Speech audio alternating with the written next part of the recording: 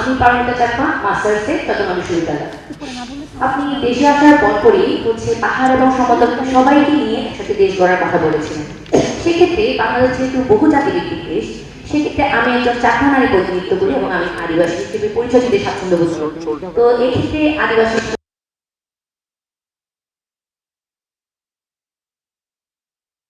অধিকার এবং হচ্ছে ভূমি নিয়ে যে পার্বত্য চট্টগ্রামে বহুদিন ধরে টানটা উত্তেজনা উঠবে এবং হচ্ছে নাগরিক নিরাপত্তা এবং হচ্ছে আমাদের নাগরিকদের রাষ্ট্রীয় অংশগ্রহণে আপনার দলের ভূমিকা কতটুকু থাকবে এবং পাহাড়ি তরুণদের শিক্ষা, চিকিৎসা, স্বাস্থ্য ক্ষেত্রে এবং হচ্ছে সরকারি চাকরির ক্ষেত্রে অংশগ্রহণ কিভাবে জোরদার করবেন বা আমাদের ক্ষেত্রে স্কিল ডেভেলপমেন্টের কোনো কিছু বিষয় আছে কিনা আমি জানতে খুবই আগ্রহী। ধন্যবাদ। দেখুন, আমরা যদি বিষয়টাকে এইভাবে দেখি, ৭১ সালে যখন যুদ্ধ হয়েছিল দেশ স্বাধীন করার জন্য, তখন কে কোন ধর্মের এটা কিন্তু কেউ দেখেনি।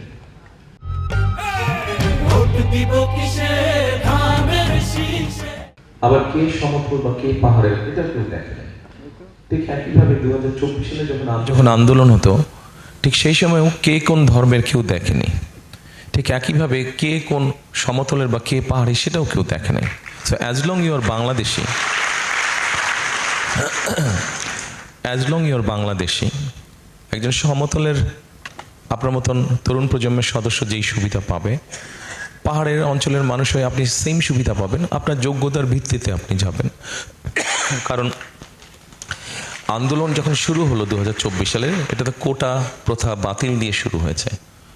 আমরা বলেছি 2014 সালে আমি বলেছিলাম যে কিছু ডিজেবল বা অন্য ভিন্ন ধরনের মানুষ আছে, তাদের জন্য বিভিন্ন পর্যায়ে কিছু 5% মতন কোটা রেখে বাকি সব ক্ষেত্রেই আমি ব্যক্তিগতভাবে মনে করি যে মেধার ভিত্তিতে হওয়া উচিত, সেটা সমতলই হোক সেটা পাহাড়ি হোক।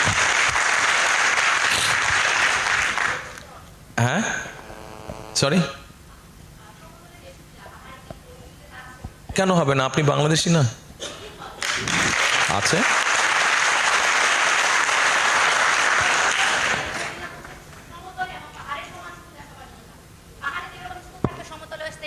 থাকবে, কেন থাকবে?